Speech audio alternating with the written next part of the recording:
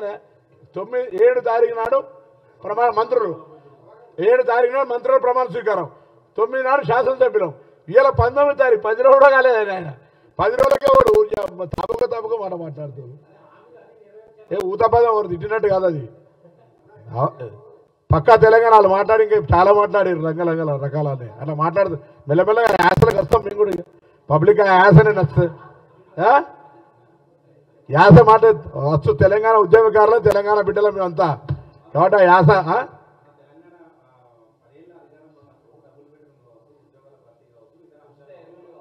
3016 నిరుద్యోగ వృత్తి కావచ్చు ₹1,00,000 రుణమాఫీ కావచ్చు దళితులు చెప్పమంటా లిస్టు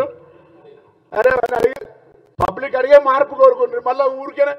నేనేమన్నా 100 రోజుల టైం అడిగినామా 6 గ్యారెంటీలకు 3 రోజులు చేస్తా ఉన్నామే 2 రోజులు చేసినా సంతోషం కూడా లేదు చెప్తే కదా మన ఇంకోటి 60 ఏళ్ళ మన చర్చలో జరిగిన రోజు 60 ఏళ్ళ గురించి మాట్లాడుతారు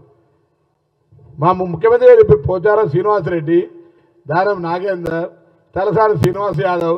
చంద్రశేఖరరావు గారు ఇంకెవరెవరో వాళ్ళంతా మంత్రులుగా తెలుగుదేశం పరిపాలన వాళ్ళని తిట్టుకుంటున్నట్టే కదా పక్కకు వాళ్ళకి కనీసం శోషత లేదు వాళ్ళంతా కూడా భాగస్వాములే కదా మనం ఎందుకు కొట్లాడినాం తెలంగాణ ఉమ్మడి రాష్ట్రంలో అన్యాయం జరుగుతుందని వాళ్ళు ఉమ్మడి రాష్ట్రం గురించి మాట్లాడతారు మమ్మల్ని అంటారు ఇందిరమ్మ రాజ్యం అరే మాది జాతీయ పార్టీ ఇందిరమ్మ రాజ్యం గురించి మాట్లాడతాం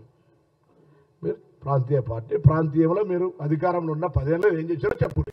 మీరు దేశం గురించి మాట్లాడే హక్కు మీకు ఎక్కడిది మేము మాట్లాడతాం మాది నేషనల్ పార్టీ